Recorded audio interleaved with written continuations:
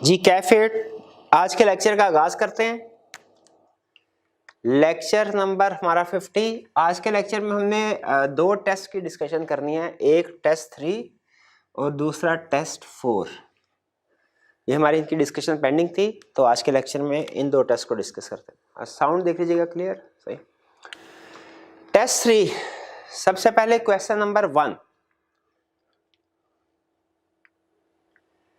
ये टेस्ट हमारा हुआ था 5 नवंबर को और इसका जो सिलेबस था वो चैप्टर 4 था हमारी बुक के मुताबिक। ऑडिट रिपोर्ट में से ये टेस्ट सेट हुआ था। Question 1, in respect of an audit client the following were some relevant dates. ये कुछ रेलिवेंट डेट्स है, कौन कौन सी? Accounting year end, accounting year December 31, 2018 है। Completion of audit including resolution of all queries and outstanding issues, approval of the accounts by the board of directors, date of representation letter. Requirement में क्या कह रहा है? What should be the date of auditors report. Auditor report की date क्या होगी? आपको याद होगा हमारा कंसेप्ट क्या है कि डेट ऑफ ऑडिट रिपोर्ट कौन सी होगी? When auditor has obtained sufficient appropriate audit evidence including approval of directors. तो जब ऑडिटर ने sufficient appropriate audit evidence obtain कर लिया और बोर्ड ने अप्रूवल भी कर दिया, तो उस वक्त की या उसके बाद की डेट जो है वो ऑडिट रिपोर्ट में इंक्लूड की जाएगी।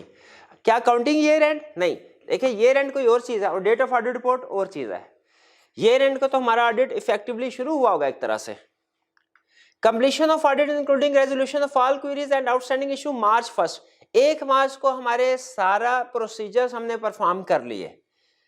फिर कह रहा है approval of accounts by the board of director, लेकिन बोर्ड ऑफ डायरेक्टर्स ने अकाउंट्स अप्रूव किए 5 मार्च को। ये याद रखिए approval of accounts bye directors है, बाय शेयर होल्डर्स नहीं है, वो जो एजीएम में करते हैं, ये बाय डायरेक्टर्स है 5 मार्च को। तो बिल्कुल हम अप्रूवल से पहले की डेट को इंक्लूड नहीं कर सकते। अच्छा, इसके बाद दूसरी चीज है डेट ऑफ रिप्रेजेंटेशन लेटर। इन दोनों को अपने जहन में रखिए।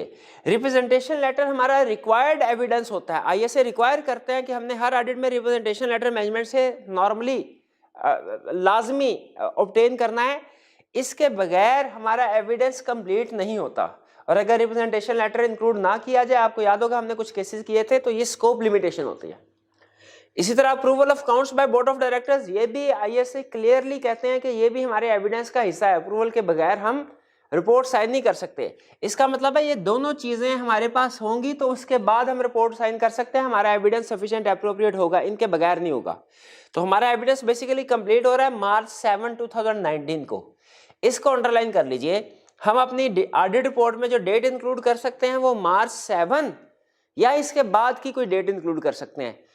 लेकिन याद रखें आईएसए ये भी कहते हैं कि representation letter as near as possible to the date of audit report होना चाहिए, बहुत ज्यादा गैप नहीं होना चाहिए। यानी जिस तरह हम रिप्रेजेंटेशन लेटर से पहले डेट ऑफ ऑडिट रिपोर्ट नहीं लिख सकते, उसी तरह रिप्रेजेंटेशन लेटर के बहुत ज्यादा दिनों के बाद भी हम ऑडिट रिपोर्ट की डेट इंक्लूड नहीं कर सकते, बहुत ज्यादा गैप नहीं होना चाहिए। इसीलिए 7 मार्च या उसके बाद 8, 9, 10 तक की तकरीबन ये वाली डेट्स होनी चाहिए, ज्यादा गैप नहीं होना चाहिए। इस कंसेप्ट को जहन में रखिएगा। आईकैप ने रिसेंटली 2-3 केस स्टडी में इस कंसेप्ट को टेस्ट किया है कि अगर रिप्रेजेंटेशन लेटर और ऑडिट रिपोर्ट की डेट में बहुत ज्यादा डिफरेंस हो, बहुत ज्यादा पहले रिप्रेजेंटेशन लेटर ले लिया जाए या बहुत कुछ गैप, ज्यादा गैप के बाद ले लिया जाए, तो क्या वो ओके है? तो वो ओके नहीं है। रिप्रेजेंटेशन लेटर के पहले तो नहीं, बाद में, लेकिन as near as possible audit report sign होनी चाहिए। तो इस क्वेश्चन का आंसर ये होगा कि डेट ऑफ ऑडिट रिपोर्ट होगी 7 मार्च या उसके बाद की, लेकिन ज्यादा गैप नहीं होना चाहिए। नेक्स्ट क्वेश्चन 2 की तरफ चलते हैं। क्वेश्चन 2 में उसने हमें डिफरेंट स्टेटमेंट्स दिए हैं और एंड पे रिक्वायरमेंट क्या कह रहा है। पहले रिक्वायरमेंट पढ़े। कह रहा है for the audit report extracts, यानी इसने इससे ऊपर जो हमें क्वेश्चन में इंफॉर्मेशन दी है वो extracts of the audit report हैं।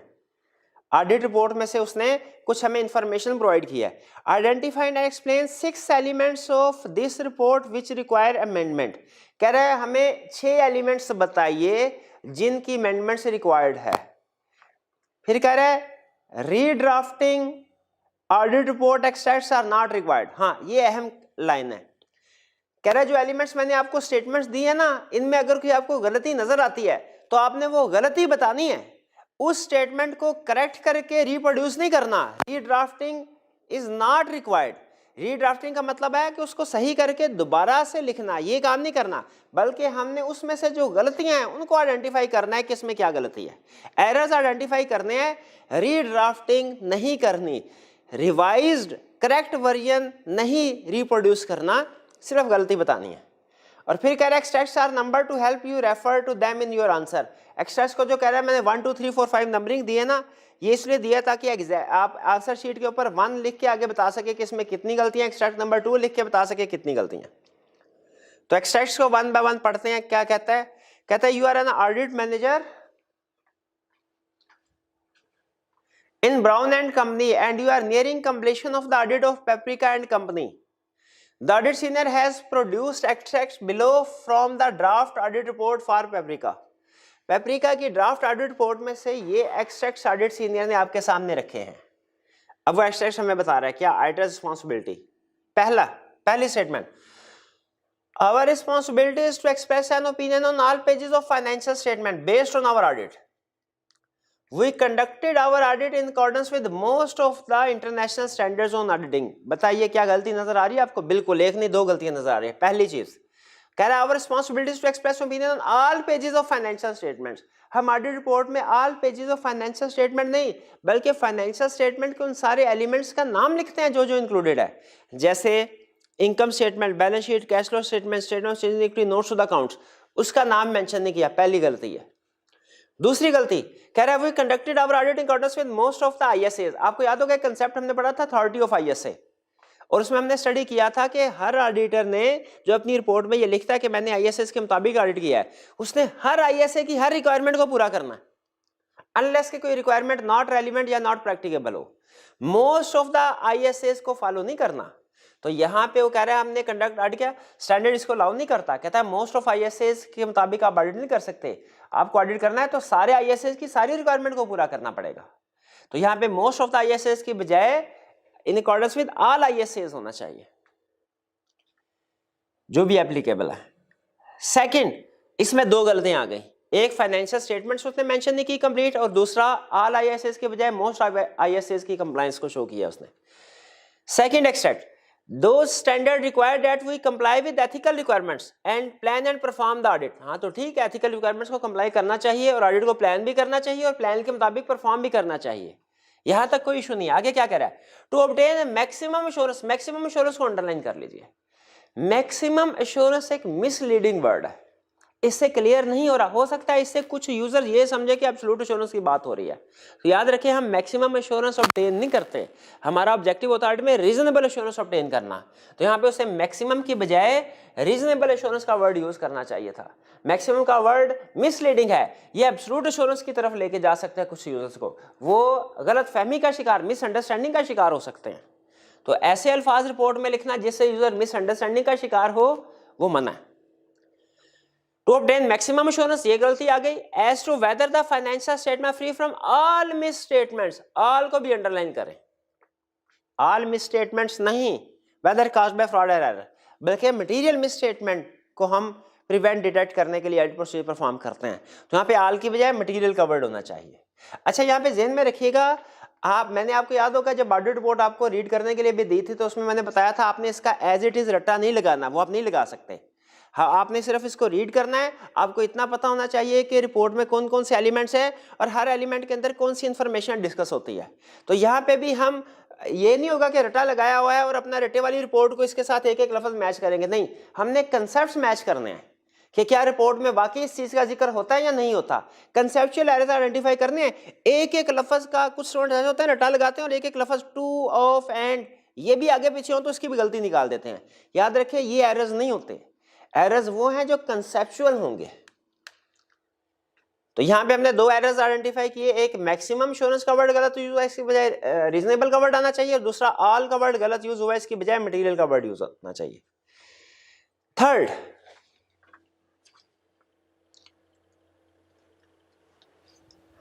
एक्सट्रैक्ट में क्या कह रहा है? रहा है we have responsibility to prevent and detect fraud और एरर। हम ऑडिटर, हमारी तो रिस्पॉन्सिबिलिटी नहीं है, ना ना ना ना ना ना। Primary responsibility to prevent and detect fraud and error management की होती है। हमारी रिस्पॉन्सिबिलिटी तो रीजनेबल एश्योरेंस ऑब्टेन करना है। तो ना भैया, ये हमारी रिस्पॉन्सिबिलिटी बिल्कुल नहीं है फ्रॉड डिटेक्ट करने की। And to prepare the financial statements according with IFRS. भाईजान, हम ऑडिटर फाइनेंशियल स्टेटमेंट प्रिपेयर करेंगे तो ऑडिट कौन करेगा? ऑडिट मैनेजमेंट करेगी क्या? ना ना, फाइनेंशियल स्टेटमेंट प्रिपेयर करना भी हमारी रिस्पॉन्सिबिलिटी नहीं है। इस थर्ड एक्सट्रैक्ट में उसने जो दोनों रिस्पॉन्सिबिलिटी मैनेजमेंट की थी वो ऑडिटर के सर पे डाल दी है कि ऑडिटर की रिस्पॉन्सिबिलिटी है फाइनेंशियल स्टेटमेंट प्रिपेयर करे, ऑडिटर की रिस्पॉन्सिबिलिटी है फ्रॉड को प्रिवेंट डिटेक्ट करे, एरर्स और फ्रॉड को। नहीं नहीं, ये दोनों मैनेजमेंट की रिस्पॉन्सिबिलिटीज है।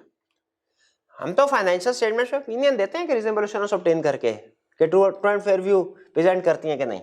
इसमें भी दो गलतियां हुई, एक फ्रॉड को प्रिवेंट डिटेक्ट करने की जिम्मेदारी ऑडिटर पे लगा दी, दूसरा फाइनेंशियल स्टेटमेंट प्रिपेयर करने की जिम्मेदारी ऑडिटर को दे दी। ना ना, दोनों काम ऑडिटर नहीं करता। Fourth section, an audit involves performing procedure to obtain evidence about the amounts and disclosure in financial statements. हाँ, तो ठीक कह रहा है, audit involves performing procedure to evidence about the amounts and, ठीक कह रहा है। Procedure selected depend on availability and experience of audit team member। गलत। इसका मतलब है अगर आपके पास टीम मेंबर अवेलेबल नहीं होंगे या वो इनएक्सपीरियंस्ड होंगे तो आप इनको इजाजत दे देंगे कि जी प्रोसीजर परफॉर्म ना करें, या उल्टे सीधे प्रोसीजर परफॉर्म कर दे अगर वो एक्सपीरियंस नहीं है। ना ना ना, स्टैंडर्ड कहता है जो प्रोसीजर आपने परफॉर्म करने हैं ना वो आईएसएस के ऊपर बेस करेंगे और आपकी रिस्क असेसमेंट के ऊपर बेस करेंगे। आईएसएस के मुताबिक और अपनी रिस्क असेसमेंट के मुताबिक आप परफॉर्म करते हैं। आईएसएस की गाइडेंस होती है, उसके मुताबिक स्पेसिफिक सिचुएशन में हम रिस्क असेसमेंट करके प्रोसीजर को इंक्रीज या डिक्रीज करते हैं। लेकिन वो आईएसए के ऊपर तो डिपेंड करते हैं, वो रिस्क असेसमेंट के ऊपर तो डिपेंड करते हैं, वो अवेलेबिलिटी ऑफ स्टाफ और एक्सपीरियंस के ऊपर डिपेंड नहीं करते हैं। फिर we consider internal control relevant to the entity. हाँ, तो ऑडिटर इंटरनल कंट्रोल को कंसीडर करता है। And express an opinion on the fact of this internal control. नहीं नहीं, बिल्कुल भी नहीं, कभी भी ऑडिटर इंटरनल कंट्रोल्स पे ओपिनियन एक्सप्रेस नहीं करता। आईएसएस के मुताबिक, स्टैट्यूटरी ऑडिट के मुताबिक ऑडिटर इंटरनल कंट्रोल पे ओपिनियन एक्सप्रेस नहीं करता। इंटरनल कंट्रोल को अंडरस्टैंड तो किया जाता है लेकिन ओपिनियन देने के लिए नहीं, बल्कि किस लिए? रिस्क असेस करने के लिए। तो फोर्थ एक्सटेंट में भी दो गलतियां थी। एक, उसने प्रोसीजर को लिंक कर दिया availability and experience of staff के साथ, जो गलत है। प्रोसीजर लिंक होते हैं रिस्क के साथ। और फिर उसने कहा इंटरनल कंट्रोल्स पे ओपिनियन एक्सप्रेस करते हैं हम। ना ना ना, इंटरनल कंट्रोल को अंडरस्टैंड करते हैं, रिस्क असेसमेंट के लिए कोई ओपिनियन एक्सप्रेस नहीं किया जाता। Fifth, we did not evaluate the overall presentation of financial statement as this is management responsibility। नहीं, ओवरऑल फाइनेंशियल स्टेटमेंट की ओवरऑल प्रेजेंटेशन को वैल्यूएट करना मैनेजमेंट की रिस्पांसिबिलिटी नहीं है, ये ऑडिटर ने भी वैल्यूएट करना है, हमारी भी रिस्पांसिबिलिटी है। तो अगर उसने वैल्यूएट नहीं किया तो गलत किया। हाँ, मैनेजमेंट को भी वैल्यूएट करना चाहिए लेकिन ऑडिटर की जिम्मेदारी है वैल्यूएट करना। ऑडिटर ये नहीं कह सकता कि मैनेजमेंट ने किया और मैंने नहीं किया। ना ना ना, ऑडिटर को भी वैल्यूएट करना चाहिए। We consider the reasonableness of any new counting estimate. New को अंडरलाइन करें, न्यू नहीं, हम सिग्निफिकेंट एस्टिमेट्स जितने भी होते हैं, नए हो पुराने हो, उनको देखते हैं क्या provision for bad debt reasonable है कि नहीं। सिर्फ एक साल में देखेंगे, उसके बाद बाकी कभी भी नहीं देखेंगे। नहीं, हर साल देखा जाता है सिग्निफिकेंट एस्टिमेट्स। तो न्यू के बजाय सिग्निफिकेंट एस्टिमेट्स होना चाहिए। फिर कह रहे हैं we did not review the appropriateness of counting policies as these are same as last year. Counting policies same भी हो लेकिन फिर भी उनकी एप्लीकेशन में तो गलती हो सकती है, तो ये भी गलत, हमें काउंटिंग पॉलिसीज को भी रिव्यू करना चाहिए। और in order to confirm raw material inventory quantities we relied on the work undertaken by independent expert. Independent expert को एंगेज करना अलाउड है, उससे काम लिया जा सकता है, लेकिन याद रखें रिपोर्ट के अंदर एक्सपर्ट का जिक्र नहीं किया जाता। ऐसे लगता है जैसे हम अपनी जिम्मेदारी एक्सपर्ट के ऊपर डाल रहे हैं। चूंकि पूरी की पूरी फाइनेंशियल स्टेटमेंट की रिस्पॉन्सिबिलिटी ऑडिटर के ऊपर आती है, इसलिए ऑडिटर इस रिस्पॉन्सिबिलिटी अपनी ऑडिट को किसी दूसरे को शिफ्ट नहीं कर सकता। ऑडिट रिपोर्ट में एक्सपर्ट का जिक्र नहीं किया जाता नॉर्मली। तो इस फिफ्थ एक्सट्रैक्ट में 4 गलतियां। एक, ओवरऑल प्रेजेंटेशन को वैल्यूएट नहीं कर रहा। दूसरा, सिर्फ न्यू काउंटिंग एस्टिमेट्स को देख रहा है, हालांकि सिग्निफिकेंट एस्टिमेट्स को देखते हैं। तीसरा, काउंटिंग पॉलिसीज को रिव्यू नहीं कर रहा इस साल। और फोर्थ, एक्सपर्ट का जिक्र कर रहा है रिपोर्ट के अंदर, जो कि मना है। एक्स्ट्रा नंबर, चलिए ये हमने एरर्स आइडेंटिफाई कर दिए, इसको आपने सॉल्यूशन में लिख के और इसका के क्या एरर है और करेक्ट ट्रीटमेंट क्या होना चाहिए वो भी हमने डिस्कस कर लिया। जैसी सॉल्यूशन अवेलेबल है आप उसको देख सकते हैं। नेक्स्ट थर्ड क्वेश्चन,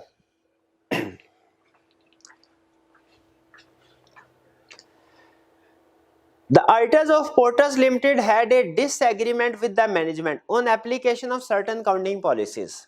Disagreement है, ठीक है, ऑडिटर कुछ कह रहा होगा, मैनेजमेंट ने कहा होगा मैंने वो नहीं करना, करेक्शन नहीं करनी. Audit adjustment suggested by the auditors in this respect were refused by the management. वही बात कर रहा है, ऑडिटर ने जो एडजस्टमेंट प्रपोज की, मैनेजमेंट ने उसको रिफ्यूज कर दिया.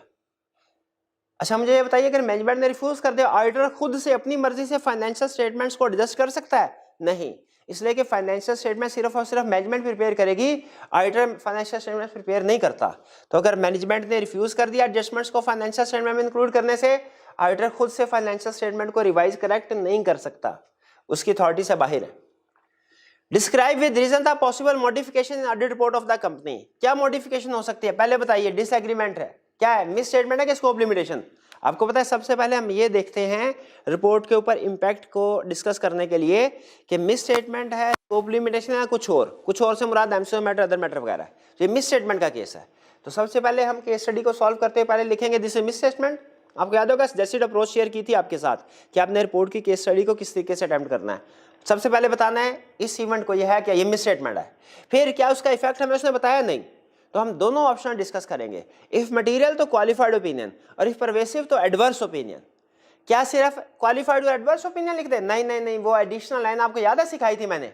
Auditor shall also explain nature of miss statement in basis for qualified / adverse opinion section. तो ऑडिटर बेसिस फॉर क्वालिफाइड या एडवर्स ओपिनियन सेक्शन में इस नेचर ऑफ मिस स्टेटमेंट को भी डिस्कस करेगा, एक्सप्लेन करेगा. ये थर्ड क्वेश्चन हमारा. इसके बाद आगे चलते हैं फोर्थ क्वेश्चन की तरफ.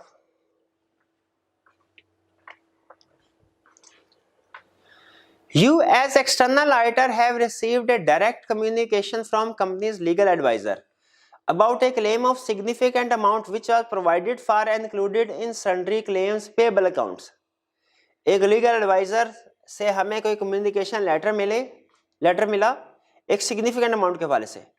कम्युनिकेशन जो हमने कहां पे इंक्लूड की थी? सन्ड्री क्लेम्स पेएबल में, यानी कंपनी ने लायबिलिटी रिकॉर्ड की हुई थी. कोई केस कंपनी के खिलाफ हुआ होगा जिसमें कंपनी ने अंदाजा लगाया होगा कि हम केस हार जाएंगे और उसने प्रोविजन रिकॉर्ड कर ली, पेएबल लायबिलिटी रिकॉर्ड की. कम्युनिकेशन, अब लायर क्या कह रहा है? Communication states that the relevant court of law has subsequent to year end issued judgment in favour of the company. Lawyer ने कहा ईयर एंड के बाद कोर्ट ने कंपनी की फेवर में ऑर्डर इशू कर दिया है, यानी अब कंपनी को ये पैसे अदा नहीं करने पड़ेंगे.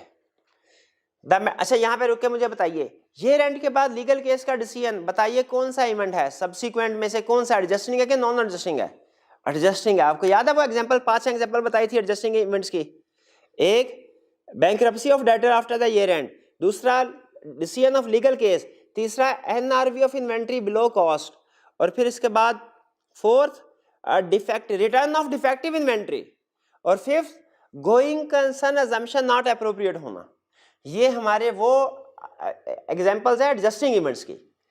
तो इसमें ईयर एंड के बाद लीगल केस था, डिसीजन हो गया, ये एडजस्टिंग इवेंट है.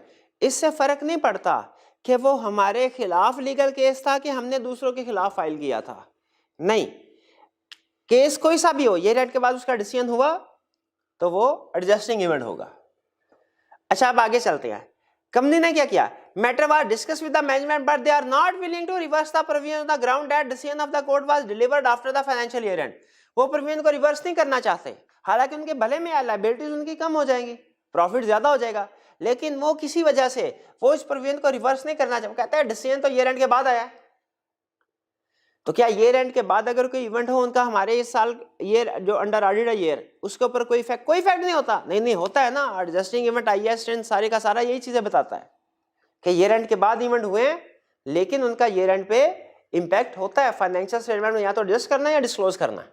तो मैनेजमेंट गलत कर रही है. What will be impact on your audit opinion management reluctance to reverse the above provision. अच्छा इंटरेस्टिंगली कुछ स्टूडेंट के ख्याल में मैनेजमेंट ठीक है, वो ये कहते हैं सर प्रूडेंस कंसेप्ट है कि लायबिलिटीज जो है वो ओवरस्टेट नहीं होनी, लायबिलिटीज जो है वो अंडरस्टेट नहीं होनी चाहिए और एसेट्स ओवरस्टेट नहीं होने चाहिए.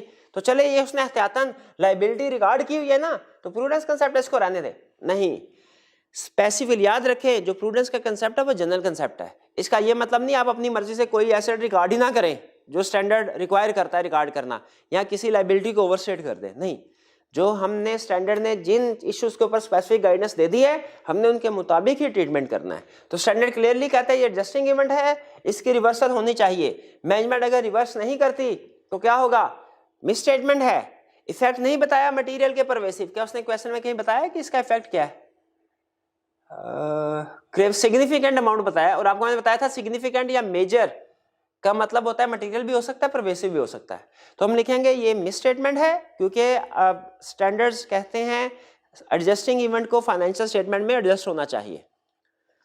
मैनेजमेंट इसको करेक्ट नहीं करती तो मिस स्टेटमेंट होगी, इफेक्ट मटेरियल होगा तो क्वालिफाइड ओपिनियन, परवेसिव होगा तो एडवर्स ओपिनियन। लेकिन क्या हमें इसके अलावा मजीद भी कुछ बताना है? Yes.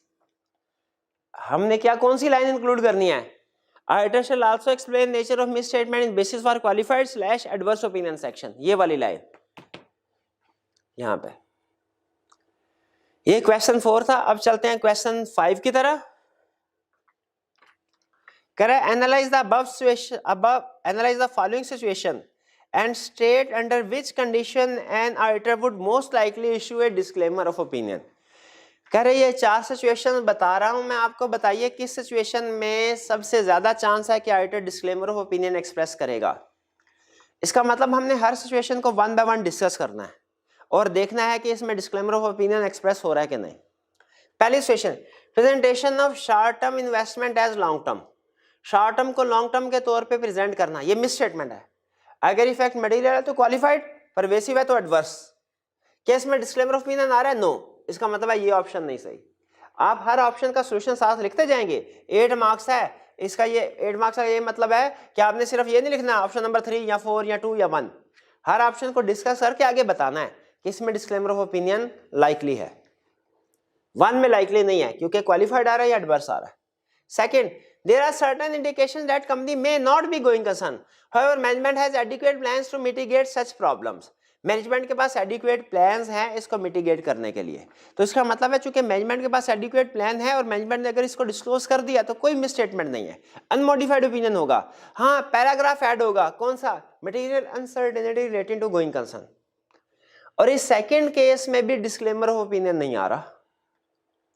Third, management's refusal to furnish written representation in respect of an item for which no other evidence is reasonably expected to exist। Management ने रिटर्न रिप्रेजेंटेशंस प्रोवाइड नहीं की। अभी थोड़ी देर पहले क्वेश्चन नंबर 1 की डिस्कशन में आपको बताया था ना कि अगर रिप्रेजेंटेशन मैनेजमेंट प्रोवाइड ना करे, वो रिप्रेजेंटेशन हमारा एक सफिशिएंट रिक्वायर्ड एविडेंस है, सफिशिएंट एप्रोप्रिएट एविडेंस का हिस्सा होता है। अगर मैनेजमेंट हमें प्रोवाइड ना करे वो स्कोप लिमिटेशन है। उसमें चूंकि बहुत सी रिप्रेजेंटेशन प्रोवाइड नहीं की जा रही तो मोस्ट प्रोबेबली ये परवेसिव होगा। बहरहाल हम लिख सकते हैं अगर इफेक्ट मटेरियल, ये स्कोप लिमिटेशन है क्योंकि रिटर्न रिप्रेजेंटेशन रिक्वायर्ड है, इफेक्ट मटेरियल होगा तो क्वालिफाइड ओपिनियन, परवेसिव होगा तो डिस्क्लेमर ऑफ ओपिनियन। और फिर आगे लिखेंगे हाँ इसमें डिस्क्लेमर ऑफ ओपिनियन का लफ्ज आ गया ना, तो ये है मोस्ट लाइकली, इस सिचुएशन में मोस्ट लाइकली है कि auditor disclaimer of opinion issue करेगा। For term and conditions of a long-term loan have been incorrectly disclosed।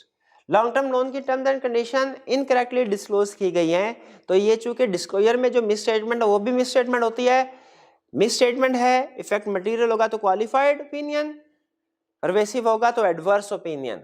इसमें भी डिस्क्लेमर ऑफ ओपिनियन लाइकली नहीं है फोर्थ में, तो थर्ड वाले में डिस्क्लेमर ऑफ ओपिनियन लाइकली है। ये था हमारा क्वेश्चन 5। अब चलते हैं क्वेश्चन 6 की तरफ। क्वेश्चन 6 में क्या कह रहा है जी? कह रहा है due to a major computer breakdown during the year accounting records of the company are no more verifiable. Counting records verify नहीं किए जा सकते। कंप्यूटर ब्रेकडाउन हुआ, डाटा सारा करप्ट हो गया होगा, अब हमारे पास रिकॉर्ड नहीं। The company does not have proper manual record. अच्छा, मैनुअल रिकॉर्ड भी नहीं। गैस कीजिए उसने मैनुअल रिकॉर्ड का जिक्र क्यों किया? हमें यह बताने के लिए कि अल्टरनेटिव प्रोसीजर से भी एविडेंस नहीं मिल सकता, क्योंकि अगर कंप्यूटर का रिकॉर्ड, कंप्यूटराइज्ड रिकॉर्ड जल गया था तो हमारे पास दूसरी ऑप्शन, अल्टरनेट ऑप्शन क्या थी? Manual record. उसने कहा मैनुअल रिकॉर्ड भी नहीं हो सकता। Although the integrity of management is not in doubt, The auditor is not in a position to substantiate management assertions contained in the financial statement. कह रहा है हालांकि मैनेजमेंट में इंटेग्रिटी है, लेकिन मैनेजमेंट अगर ईमानदार है तो क्या इसका ये मतलब है कि हम एविडेंस लिए बगैर ही ओपिनियन इशू कर दे? नहीं, एविडेंस फिर भी लेना है। कह रहा है मैनेजमेंट अगर चाहे ईमानदार है, इंटेग्रिटी डाउटफुल नहीं है, लेकिन फिर भी ऑडिटर को मैनेजमेंट की असर्शन को वेरीफाई करने के काबिल नहीं, सब्सटेंशिएट करने के काबिल नहीं। What type of opinion should be expressed in these circumstances?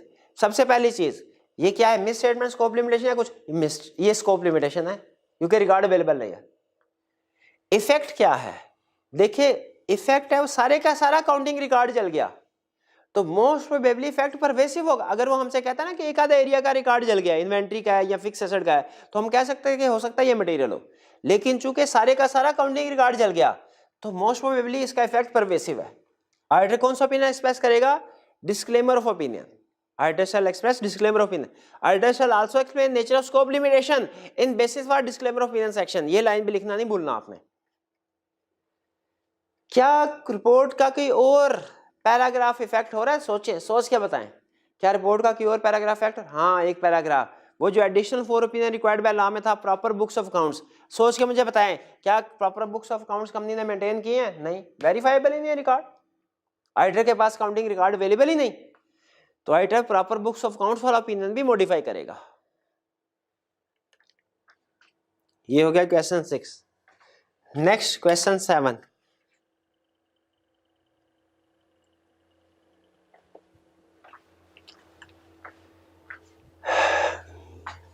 You are the audit senior on external audit of Doug Limited for the year ended 31st January 2011. In January 2011, Doug sold some office equipment to the wife of Doug's managing director. Wife of managing director. Audit में जब कभी किसी भी chief executive, directors वगैरह का relative आ जाए, फौरन हमारे दिन में कौन सा कंसेप्ट आना चाहिए? रिलेटेड पार्टीज वाला। तो ये रिलेटेड पार्टी ट्रांजैक्शन है। ऑफिस इक्विपमेंट सोल्ड किया मैनेजिंग डायरेक्टर की वाइफ को, रिलेटेड पार्टी ट्रांजैक्शन है। Audit junior has noted that the sale has not been disclosed in note to the financial statements. वो कह रहा है ये तो फाइनेंशियल स्टेटमेंट्स को डिस्क्लोज ही नहीं किया गया। डिटेलिंग रिलेटेड पार्टी ट्रांजैक्शन, आपको पता है रिलेटेड पार्टी ट्रांजैक्शन रिक्वायर्ड है फाइनेंशियल स्टेटमेंट्स में डिस्क्लोज करना, ये डिस्कशन कर चुके हैं क्लास में हम। तो उसने ऑडिट जूनियर ने क्या सजेस्ट किया? Has suggested the inclusion of an MCO matter paragraph in the audit report to highlight this issue. वो कहता है कि एमसीओ मैटर पैराग्राफ इंक्लूड करना चाहिए रिपोर्ट में। सोच के बताइए, एमसीओ मैटर पैराग्राफ की जितनी एग्जांपल्स हमने याद की हैं, क्या उनमें कहीं रिलेटेड पार्टी ट्रांजैक्शन थी? सोच के बताइए, रिलेटेड पार्टी ट्रांजैक्शन थी? मैं भी सोचता हूं, आप भी सोचें, क्या एमसीओ मैटर में रिलेटेड पार्टी ट्रांजैक्शन थी? नहीं थी, लेकिन की ऑडिट मैटर में थी। तो अगर रिलेटेड पार्टी ट्रांजैक्शन डिस्क्लोज किया होता तो हम उसको एमसीओ मैटर की बजाय की ऑडिट मैटर मेंशन करते, लेकिन यहां पे तो उसने डिस्क्लोज ही नहीं किया। डिस्क्लोज किधर लिखा? उसने डिस्क्लोज नहीं किया। ये has noted that sale has not been disclosed in note to the financial statement। तो अगर डिस्क्लोज नहीं किया तो इस सिचुएशन में ना एमसीओ मैटर आएगा ना की ऑर्डर मैटर आएगा। एमसीओ मैटर तो बनता ही नहीं ना, की ऑर्डर मैटर बनता है, लेकिन वो भी सिचुएशन में नहीं आएगा। क्यों नहीं आएगा? सेल को डिस्क्लोज ही नहीं किया। डिस्क्लोज ही नहीं किया तो ये मिस स्टेटमेंट है। डिस्क्लोजर एडिक्वेट एप्रोप्रिएट ना होना ये मिस स्टेटमेंट है। अगर इफेक्ट मटेरियल है तो ऑडिटर क्वालिफाइड ओपिनियन एक्सप्रेस करेगा, परवेसिव है तो एडवर्स ओपिनियन एक्सप्रेस करेगा, और basis for qualified slash adverse opinion section में नेचर ऑफ मिस स्टेटमेंट को एक्सप्लेन करेगा। Comment on suitability of audit junior का सजेशन ठीक नहीं है। इस सिचुएशन ये मिस स्टेटमेंट है, इसमें ओपिनियन को मॉडिफाई होना चाहिए, यानी क्वालिफाइड और एडवर्स। आपको लफ्ज मॉडिफाइड ओपिनियन यूज करने से मना किया हुआ है। और अगर आपको याद हो, आपको मैंने मॉडिफाइड रिपोर्ट का लफ्ज भी यूज करने से मना किया हुआ है, वरना अक्सर आपके कंफ्यूज हो जाते हैं, सर इसमें मॉडिफाइड, इस सिचुएशन में रिपोर्ट मॉडिफाई हो रही है कि नहीं हो रही, इसमें नहीं ना मॉडिफाइड रिपोर्ट आपने वर्ड यूज करना है, वो तो बिल्कुल ही साइड पे कर देना।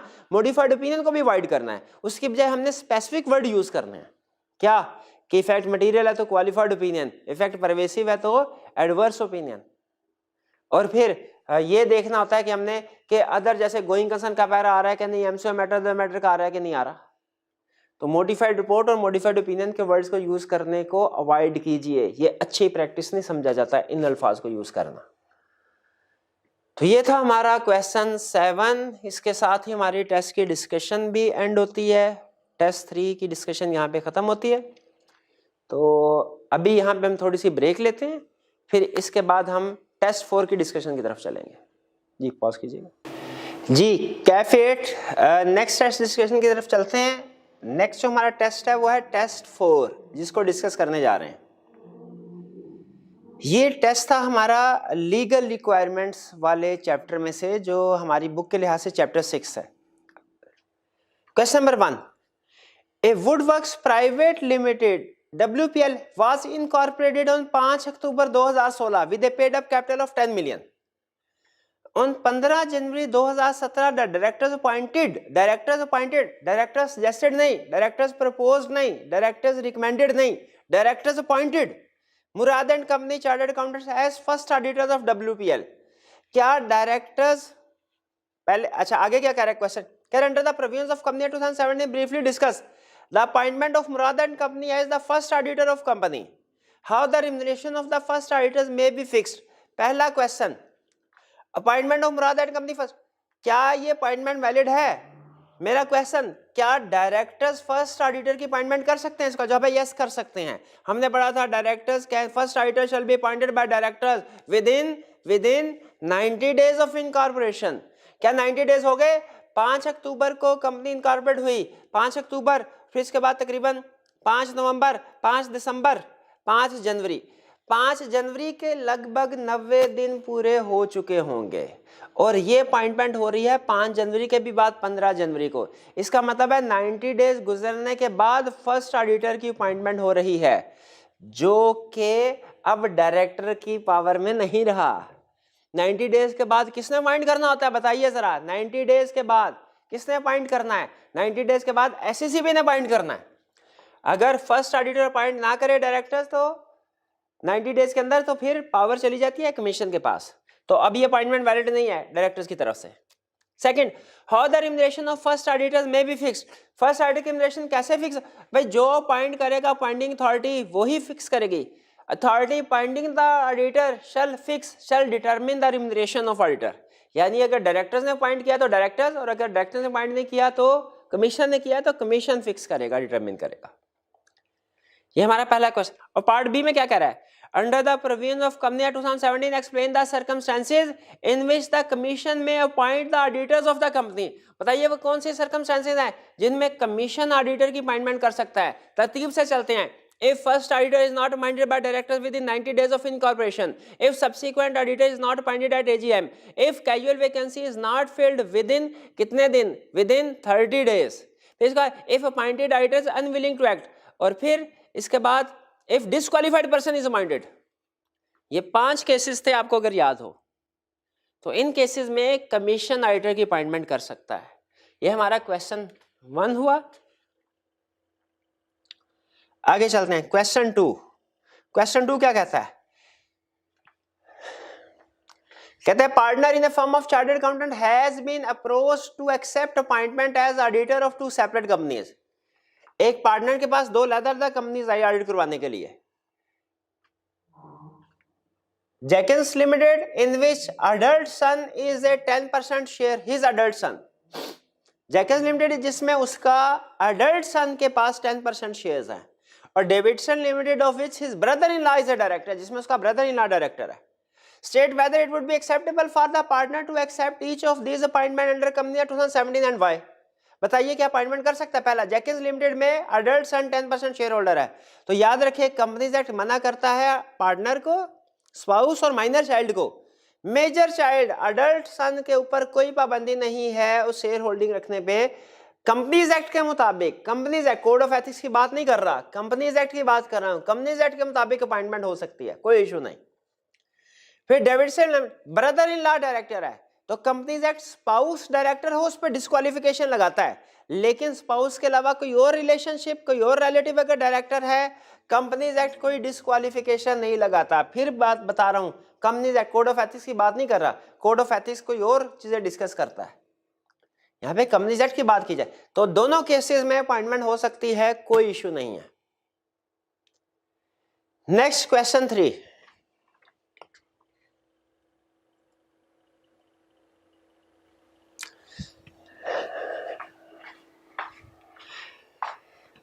The directors of Super Textiles Limited, a newly formed company, have written to you with a view to securing your services as auditor. Within their letter, you note the following comments. Director ने हमें कहा कि आप हमारे auditor बन जाइए, और letter के अंदर जिसमें उन्होंने ऑफर की उसके अंदर कुछ और बातें भी लिखी थी। पढ़ते हैं वो बातें क्या लिखी थी। कह रहा है your duties and rights as auditor will be determined by the board of our company. खुदा का खौफ करे भाई, duty and rights of auditor board थोड़ी डिटरमिन करेगा, वो तो कंपनी एक्ट डिटरमिन करता है। स्टैट्यूटरी ऑडिट करते हैं ना हम, रिक्वायर्ड बाय लॉ। तो हमारी जो ड्यूटीज है वो कंपनी एक्ट में लिखी है, वो आईएसएस में लिखी है। डायरेक्टर्स कौन होते हैं वो डिसाइड करने वाले। याद रखिए स्टैट्यूटरी ऑडिट में डायरेक्टर्स की टर्म एंड कंडीशन नहीं चलती। जो नॉन स्टैट्यूटरी एंगेजमेंट्स होती है ना, उनमें शायद इनकी बात चलती हो, स्टैट्यूटरी एंगेजमेंट्स में नहीं चलती। स्टैट्यूटरी ऑडिट में तो हम कंपनीज एक्ट और आईएसएस के मुताबिक अपने ड्यूटीज को परफॉर्म करते हैं। In the main these duties are in line with requirements of company 2007। कह रहे हैं ज्यादातर ड्यूटीज कंपनी एक्ट के मुताबिक ही हैं, but in event of conflict और exclusion we will indemnify you against any legal action brought as a consequence of the position adopted. यहाँ पे क्या कह रहा है, इसकी बात समझिए जरा, थोड़े से मुश्किल सेंटेंस उसने इस्तेमाल किए। यहाँ पे कह रहा है ज्यादातर ड्यूटीज वही हैं जो कंपनीज एक्ट ने कही हैं, लेकिन जहां पे फर्क होगा ना वहां पे आपने हमारी बात माननी है। और अगर हमारी बात मानने के नतीजे में आपको कोई नुकसान हुआ ना, किसी ने आपके खिलाफ केस कर दिया, आपको नुकसान हुआ, आपको कमीशन ने जुर्माना डाला, बेफिक्र रहे, हम आपको इंडेमनीफाई करेंगे, हम आपको कंपनसेट करेंगे, हम आपका जुर्माना अदा कर देंगे, आपको कोई माली नुकसान नहीं होगा। लेकिन क्या हम मैं सोच रहा हूं, क्या हम पैसों के लिए सिर्फ ऑडिट करते हैं, या पैसे भी जाहिर है बिजनेस ऑर्गेनाइजेशन है, फीस तो हमें मिलेगी, लेकिन हमारे लिए अहम चीज क्या है, फीस नहीं, हमारे लिए अहम चीज यह है कि हम रीजनेबल एश्योरेंस ऑब्टेन करके सही रिपोर्ट दें, अपनी राइट्स एंड ड्यूटीज जो है उनको सही तरीके से कंपनी एक्ट के मुताबिक पूरा करें। कहीं ऐसा ना हमारे किसी एक गलत रिपोर्ट की वजह से शेयर होल्डर्स को, हम तो लाखों रुपए कमा लें, शेयर होल्डर्स का करोड़ों का नुकसान हो जाए, इन्वेस्टर्स का, और फिर बाद में हमारे खिलाफ केस फाइल करें तो याद रखें हमें भी वो करोड़ों रुपया अदा करना पड़ता है। अगर आप कभी रिश्वत लेके 10 लाख रुपया रिश्वत ली और रिपोर्ट साइन कर दी गलत, जिसकी वजह से 10 करोड़ का नुकसान हो गया, तो लिया 10 लाख था, लेकिन जिन लोगों का 10 करोड़ का नुकसान हो ना आपकी गलत रिपोर्ट की वजह से, आपको वो कंपनसेट करना पड़ेगा। तो बहुत दफा ऐसा होता है कि उतनी फर्म की फीस नहीं होती, उस फीस से कई गुना ज्यादा पेनल्टी पे करना पड़ जाती है। तो तौबा करें, ना हमने ये काम नहीं करना, हमने कंपनी एक्ट के खिलाफ नहीं चलना। इसके बाद the board also retains the right to dismiss you at any time without necessarily disclosing the reasons for their action. वो कह रहा है बोर्ड के पास ये भी राइट है कि आपको डिसमिस कर सकता है जब चाहे, बगैर कोई वजह बताए। खुद बताइए, क्या बोर्ड के पास, डायरेक्टर के पास ये राइट है कि वो डायरेक्टर्स को रिमूव कर सकता है? यहाँ पे मैं सोचूंगा पहले, क्या ऑडिटर को रिमूव किया जा सकता है? यहाँ पे मैं सोचूंगा, क्या ऑडिटर कभी रिमूव हो सकता है?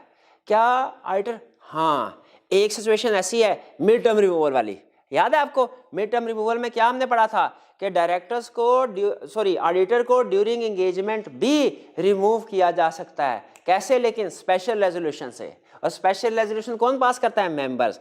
इसका मतलब है डायरेक्टर्स के पास ऑडिटर को रिमूव करने की अथॉरिटी नहीं है। अथॉरिटी है तो किसके पास? मेंबर्स के पास। ये भी गलत कर रहे हैं। तो लेटर में देखिए ऑफर तो की हमें उन्होंने, लेकिन कितनी गलतियां उन्होंने की।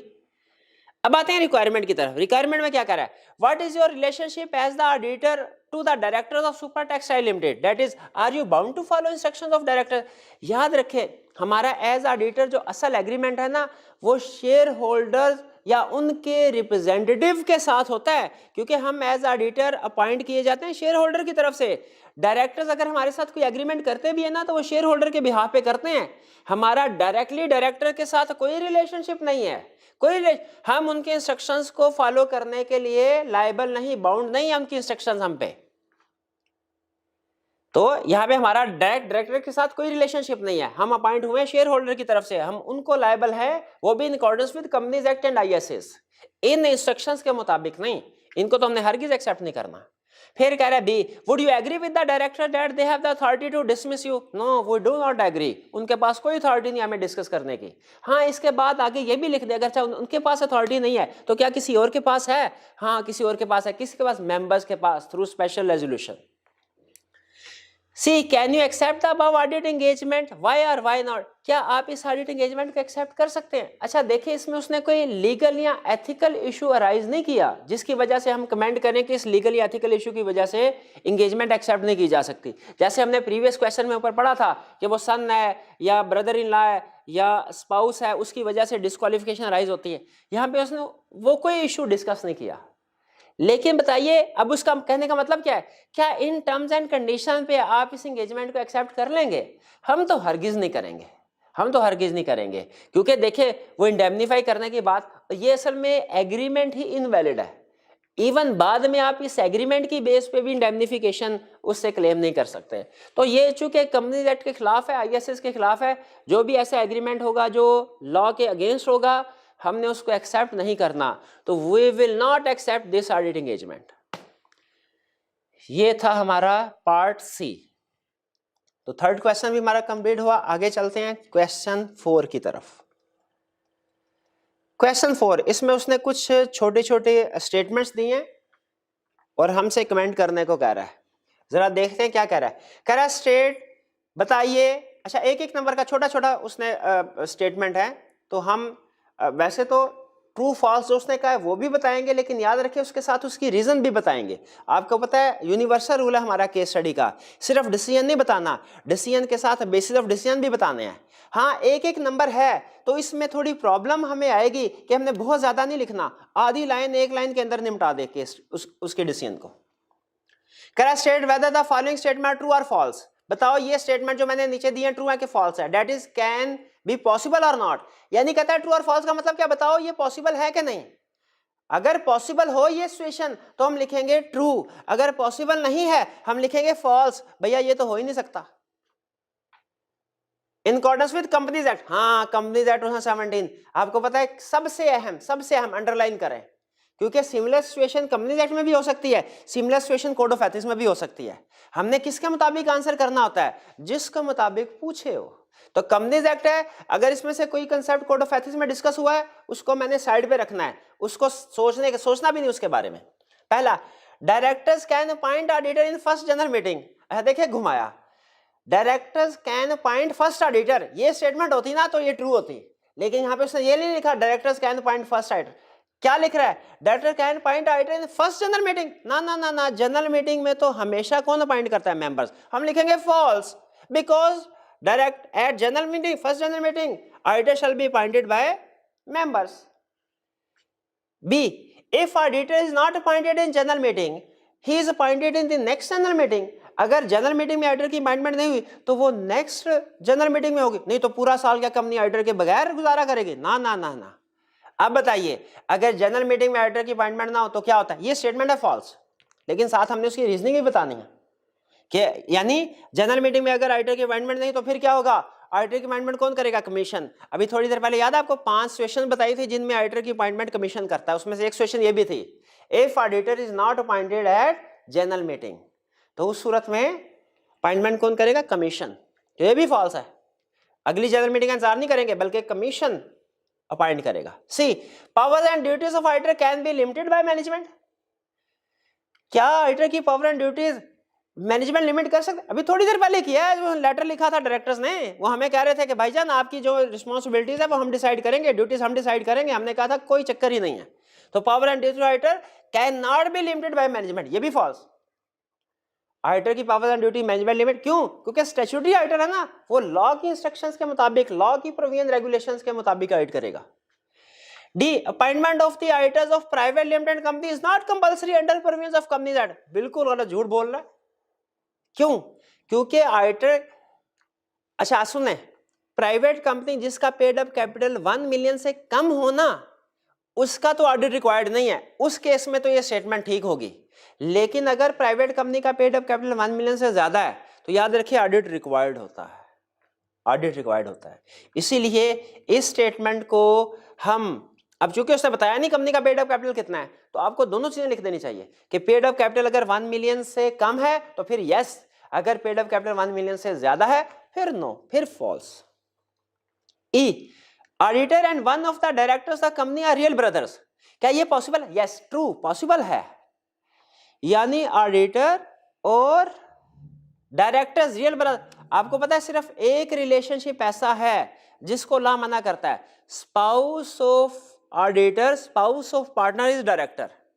यानी अगर पार्टनर ऑडिटर की स्पाउस डायरेक्टर हो तब प्रॉब्लम है, अगर ब्रदर है तो फिर कोई प्रॉब्लम नहीं। कंपनीज एक्ट के मुताबिक कोई प्रॉब्लम नहीं है। कोड ऑफ एथिक्स पे रिमाइंड करवा दूं, उसमें कहानी कुछ और होगी, उसमें थोड़ी वो प्रॉब्लम राइज करता है। तो ब्रदर होने की वजह से, डायरेक्टर होने की वजह से कोई प्रॉब्लम नहीं।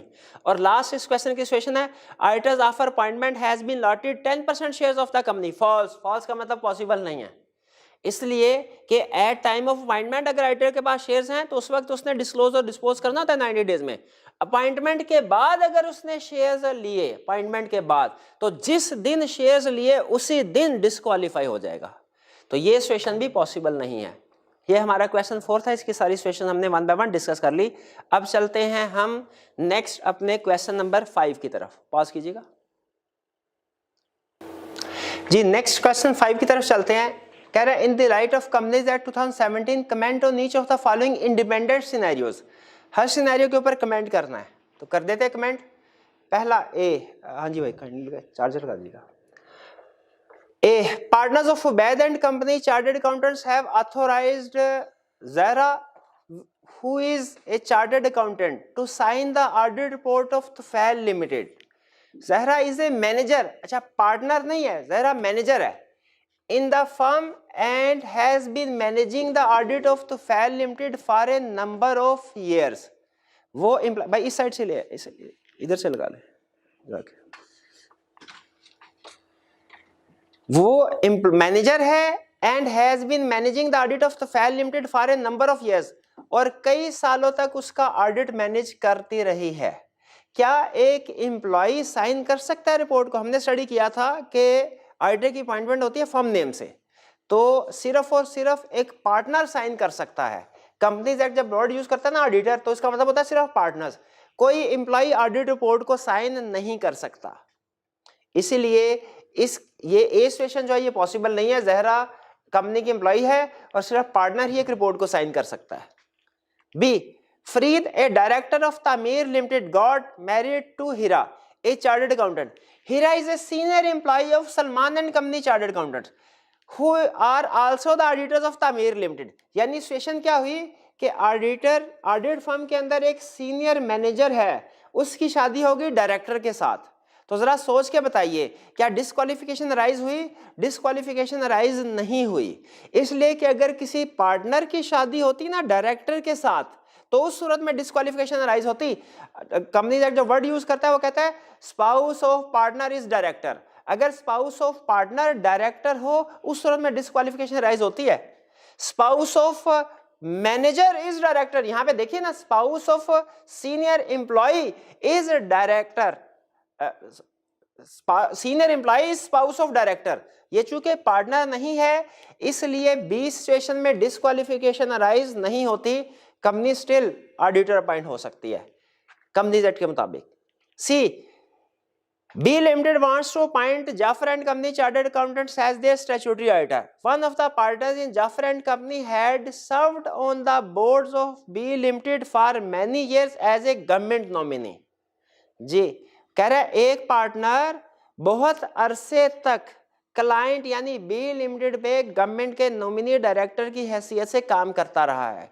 तो याद रखिए अगर कोई कंपनी का डायरेक्टर है, वो डायरेक्टरशिप छोड़ने के बाद भी, आपको याद होगा हमने पढ़ा था 3 साल तक ऑडिट नहीं कर सकता। तो चाहे ये नॉमिनी डायरेक्टर है लेकिन दूसरे डायरेक्टर की तरह नॉमिनी डायरेक्टर भी डिस्क्वालिफाइड है।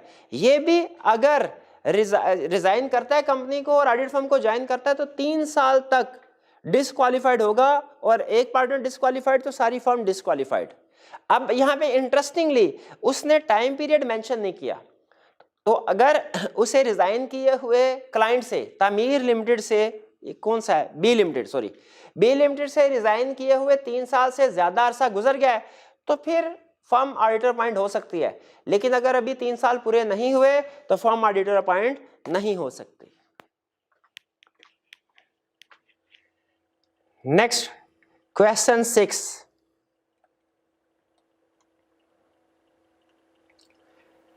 under the provisions of Companies Act 2017 briefly describe whether Murad is eligible to be appointed as an auditor of company in each of the following independent situation. हमने बताना है मुराद auditor appoint हो सकता है कि नहीं. पहली situation, Murad a partner in Delta and Company chartered accountant is also a director in Gamma Limited. His firm has received an offer for appointment as auditor of Star Limited. Both GL and SR are subsidiaries of P Limited. अब देखिए situation complex हो गई और मैंने आपको बताया हुआ है जब कभी सिचुएशन में एक से ज्यादा कंपनीज आ जाएं किसी केस, वो केस स्टडी कम्प्लेक्स हो जाती है, उसको हमने फिर सिंप्लीफाई करना होता है. सिंप्लीफाई कैसे करना है? स्ट्रक्चर बना के. तो आइए जरा इसका स्ट्रक्चर बनाते हैं. ये लाइट भी ऑन करती है, शुक्रिया. स्ट्रक्चर बनाते हैं. स्ट्रक्चर हम कैसे बनाया करते हैं याद है आपको?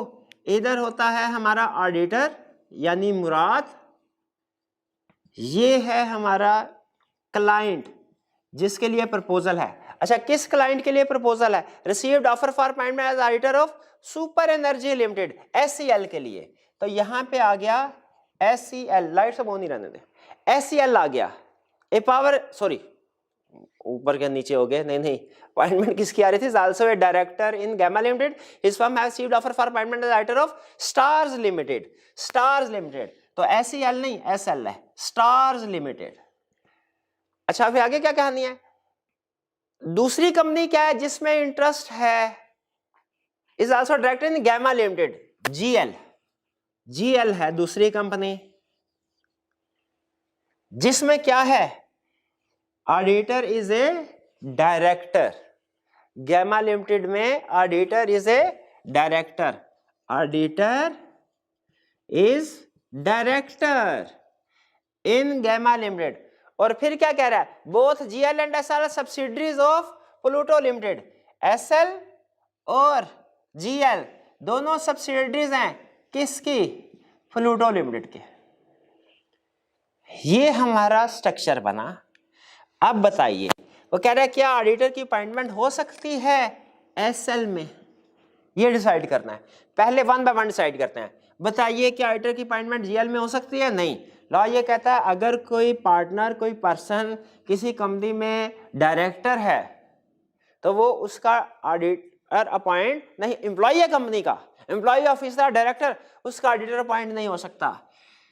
तो ये पर्सन मुराद GL का ऑडिटर अपॉइंट नहीं हो सकता, डिस्क्वालिफाइड है. लेकिन GL का तो उसने पूछा ही नहीं, उसने पूछा ही SL का है.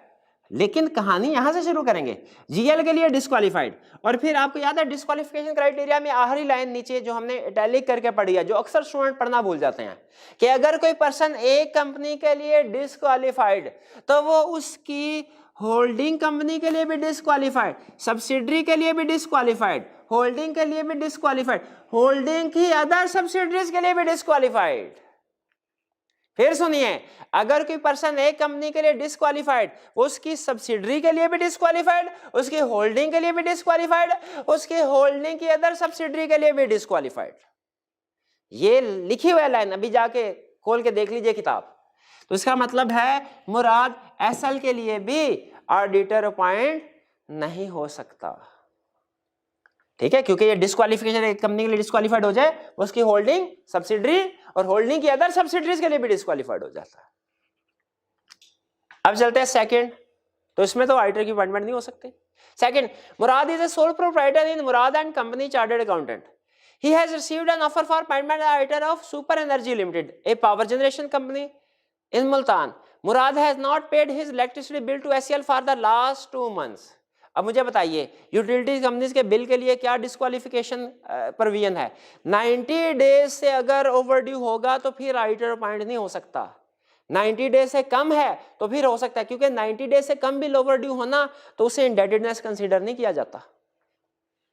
तो यहां पे ध्यान में रखिएगा कि 90 डेज चूंकि अभी नहीं गुजरे, इसीलिए ये इंडेटेडनेस नहीं है, इंडेटेडनेस नहीं है, क्योंकि 90 डेज अभी नहीं गुजरे.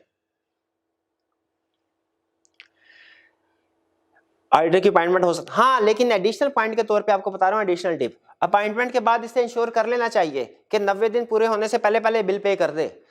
अगर ये एडिशनल कंसर्ट बता रहा हूं आपको, अगर अपॉइंटमेंट हो गई और उसने अपॉइंटमेंट के बाद भी बिल पे ना किया तो जब 90 दिन पूरे होंगे ये अपॉइंटमेंट के बाद डिस्क्वालीफाई हो जाएगा Murad. Next question 7. Comment on each of the following independent situation in light of the requirements of company at 2017. Abid is a partner in AFL and Company Chartered Accountants. AFL has accepted an offer for appointment as auditor of Saima Limited. The wife. अच्छा, ये question 7 मुझे याद आ रहा है, ये IJK limited और साइम, ये हमने क्लास में डिस्कस कर लिया हुआ है, आपको याद होगा, ये हमने क्लास में डिस्कस कर लिया हुआ है। ये फरियाल वाला जिसमें आपको याद होगा मैंने आपको चेंज करवाया था, ये 2 मिलियन को हमने पहले 2 मिलियन के साथ सॉल्व किया था, फिर 4 मिलियन के साथ और फिर 8 मिलियन के साथ। तो जैसे जैसे ये फिगर चेंज हो रही थी क्वेश्चन का सोल्यूशन भी चेंज हो रहा था। याद है आपको एक्सरसाइज हमने की थी क्लास में। तो इसीलिए ये मैं डिस्कशन चूंकि ऑलरेडी क्लास में कर चुके हैं, इस डिस्कशन में इनको इंक्लूड नहीं कर रहा, रिपीट हो जाएगी। अगर स्टिल आपको कोई प्रॉब्लम है तो आप क्लास में इसको डिस्कस कर सकते हैं। 8. What procedure should be performed by auditor after it has decided to accept a proposed audit engagement? अच्छा, यहाँ पे कुछ स्टूडेंट क्या करते हैं, एक्सेप्टेंस एंड कंटिन्यूअस प्रोसीजर लिख देते हैं। याद रखें, नहीं, एक्सेप्टेंस एंड कंटिन्यूअस प्रोसीजर तो डिसीजन से पहले किए जाते हैं।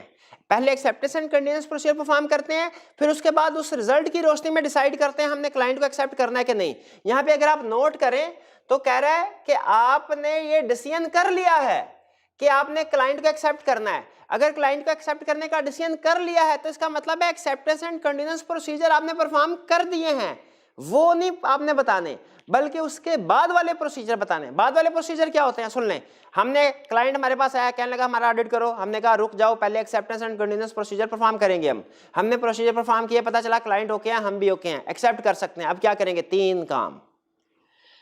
पहला काम, क्लाइंट को कम्युनिकेट करेंगे, sir we are ready to accept you, अपनी विलिंगनेस टू पॉइंट कम्युनिकेट करेंगे। दूसरा, इंश्योर करेंगे एजीएम में प्रीवियस ऑडिटर को रिमूव कर दिया गया हो, प्रीडिसेसर ऑडिटर को, और हमें अपॉइंट करने की रेजोल्यूशन पास कर दी गई हो, लीगली अपॉइंटमेंट हमारी होगी, ये इंश्योर करेंगे।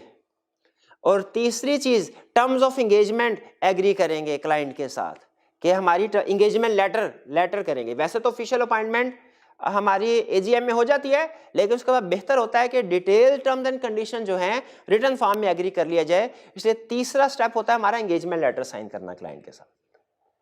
तो ये हमारा क्वेश्चन 8 था, इसके साथ ही टेस्ट भी कंक्लूड हो गया। आज हमने डिस्कशन की है टेस्ट नंबर 3 और 4 की। तो जो 5 और 6 है इंशाल्लाह वो हम अब नेक्स्ट इसी वीकेंड पे डिस्कस करेंगे इनको। आज का लेक्चर यहाँ पे खत्म करते हैं हम। अल्लाह हाफिज।